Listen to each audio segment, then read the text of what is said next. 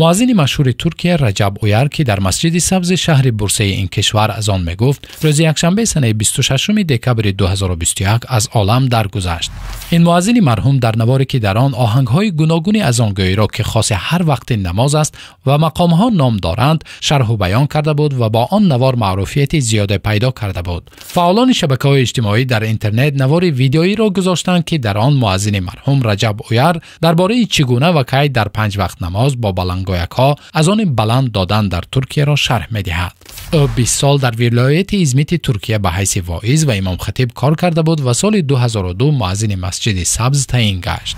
همیشه زائران و سیاحان زیاد به مقصد نمازگزاری و یا شنیدن صدای او به مسجد او می آمدند. مؤذن معروف روز یکشنبه بر اثر سکته قلب در سن 61 سالگی درگذشت. شخصیت‌های معروف از مقامات ترکیه از جمله علی ایرباش مفتی و رئیس کمیته دینی ترکیه و فخرالدین آلتون رئیس اداره روابط ریاست جمهوری ترکیه و دیگران به خاندان و ملت ترکیه همدردی و تعزیه خود را بیان نمودند.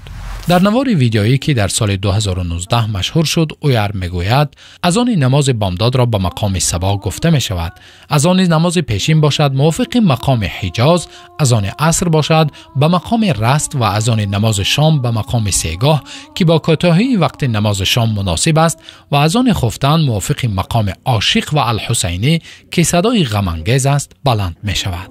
بیننده گرامی شبکه نجم تیوی، اگر شما تا حال به شبکه ما آبونه نشده اید، شما را به آبونه شدن و پخش نمودن نوارها دعوت می نماییم. لطفاً بی‌طرف نباشید. نوارها را به دوستانتان فرستید.